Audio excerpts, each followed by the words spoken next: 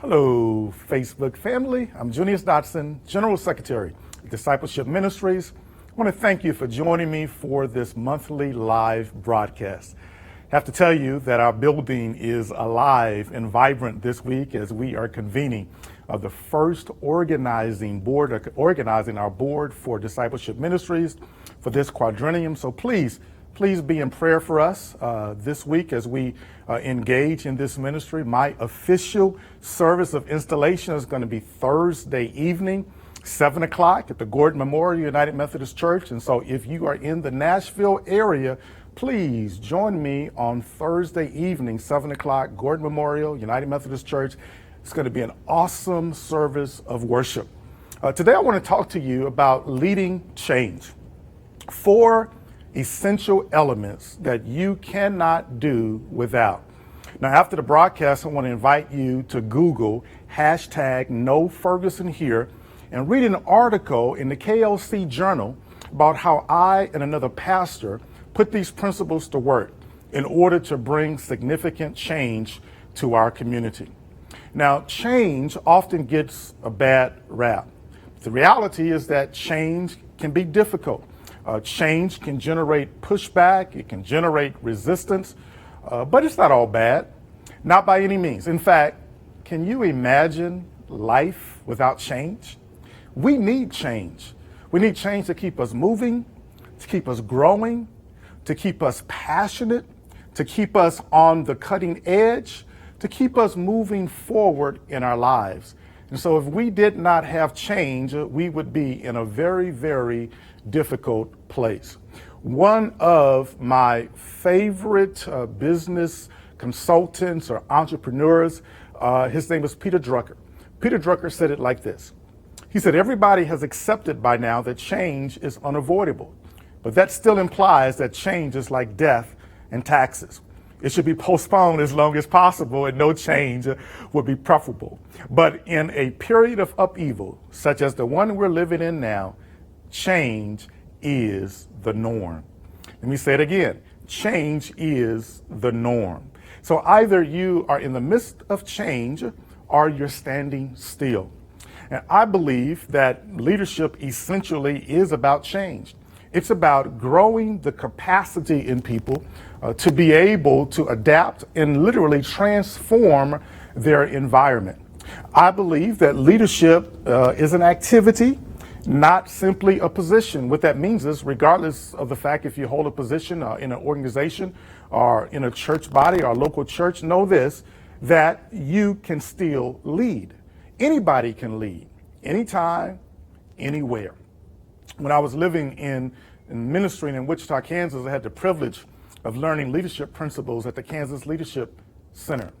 And so these 4 principles that I'm introducing to you today are indispensable if you want to make progress on the issues you care about. These are 4 leadership competencies that are taught by the Kansas Leadership Center. I'm one of their champions, so I'm honored to be able to share these 4 competencies with you today. I'm just going to name all 4, then we'll take a few minutes and we'll unpack each one. Diagnose the situation, manage self, energize others, and intervene skillfully. Let's talk about diagnosing a situation. Simply put, this is the stage of looking at your organization or looking at a community issue from different vantage points. This is a stage of literally testing multiple interpretations. Now, what's interesting to me is that a lot of people want to just rush past the stage of diagnosing the situation. But if you get this stage right, it'll make your leadership effort more effective. You ever been in a meeting and someone says, let me tell you why we're here. This is why we're here. Guess what? That's an interpretation. And a good leader would simply say, well, that's one interpretation. Does anyone else have another interpretation? Or is there another way of looking at this?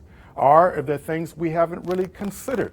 And so you have to give people the opportunity to offer multiple interpretations of the situation or the issue that you are facing. What does this lead to? It leads to an ability to be able to distinguish between technical and adaptive work. You know, technical things are that we kind of move to very quickly. That's the tactical stuff. It's clear. It's easy to implement. Everybody can see it. The adaptive challenges, well, that's a little more difficult because adaptive challenges require a process in which you have to intentionally learn and grow into a long-term solution. You know, the exercise of leadership often starts with good questions and asking powerful questions. And so there's some key questions you could ask at this stage. One of those key questions is, if we're really going to make progress on this issue, well, who does this work belong to? Who should be involved in this process? Very, very important question at diagnosing the situation. Hey, if you're just joining us, again, I'm speaking about leading change, leadership competencies, 4 essential elements you cannot do without. So the first was to simply diagnose the situation. The second is about managing yourself. And I have a fundamental belief that healthy leadership begins with me. Healthy leadership begins with you. It begins with self. That healthy leaders develop healthy congregations. Healthy congregations develop healthy leaders. And the same can be said about any level of organization. I've also discovered along the way that people lead as they experience being led. And so part of our leadership in offering a healthy model of leadership is that we have to learn how to manage ourselves. And I believe the goal of the leader, an effective leader, especially a leader who is in the midst of leading change, is to be a non-anxious presence in the midst of an anxious system. Guess what happens when you introduce change? People resist. Guess what happens when you introduce change? Into any system, the level of anxiety rises. And so as that level of anxiety rises, you have to manage your own anxiety. And that means learning how to manage yourself well. Some of the things that you want to pay attention to is you have to know where your responsibilities end and that of others begins. Literally, we're talking about boundaries. And when anxiety rises, what happens is we have a tendency to take responsibility for things that really don't belong to us. So part of the work of the leader is to constantly give the work back to the people it belongs to. A second key point here is to have a clear vision or clear belief. We're really talking about core values here. What I've discovered, whether or not you have core values that are written on a sheet of paper, if you have core values that are hanging on a wall, but I've discovered that you will discover your true core values under pressure. So when people are under pressure, that which is most important to them, that is what gets manifested. Here's the third thing here on this area of managing self, and it's to be responsible for your own nervous system. In other words, don't react to reactivity. So you start changing things, well, people are going to react. And so you cannot react to reactivity. Expect there to be reactivity into any system or any organization in which you are introducing change. The key here is don't react to it.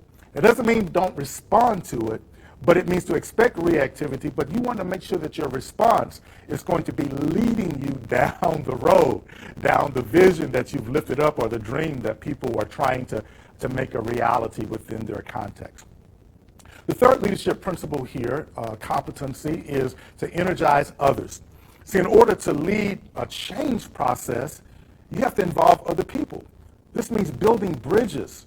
This means engaging the unusual voices. This means talking to people who may actually disagree with you. That's an important process. That is an important task in this goal of managing and leading change. So you want to make sure that you have a process that's trustworthy. You want to make sure that there's a process that's transparent so that in the process of leading change, people can trust that even though things are changing all around me, well, there's a level of transparency and people will usually buy into that. So in the midst of leading change, you have to speak to loss, because when you're changing things, guess what's happening? People are losing things. They're losing a way of being. They're losing activities. And so you have to constantly ask the question, what are we giving up in exchange for where we're trying to go? And speak to the loss. Speak to the loss that people are experiencing. And as you speak to the loss that people are experiencing, lowers the level of anxiety in the system and allows you to continue to move forward in positive ways. So again, talking about those 4 leadership competencies: diagnose the situation, manage yourself, energize others. Here's the last one in terms of effectively leading change: knowing how to intervene skillfully. See, sometimes when you're trying to make progress on an issue you care about, sometimes when you're trying to solve an organizational challenge or a leadership challenge, sometimes you have to raise the heat. And to raise the heat means that you have to create a sense of urgency for people to act. Sometimes you have to create a sense of urgency for people to be motivated in order to change. And so an effective leader knows when they have to raise the heat. But guess what? You don't always have to raise the heat. Sometimes the heat may be pretty high. And so an effective leader in this situation who's intervening skillfully will know how to lower the heat in order to lower the level of anxiety. What I've learned is that when people are anxious, they don't normally make good decisions. And so you want to lower the anxiety so that people are able to not be paralyzed by the situation or paralyzed by the issue they're confronting, but decisions.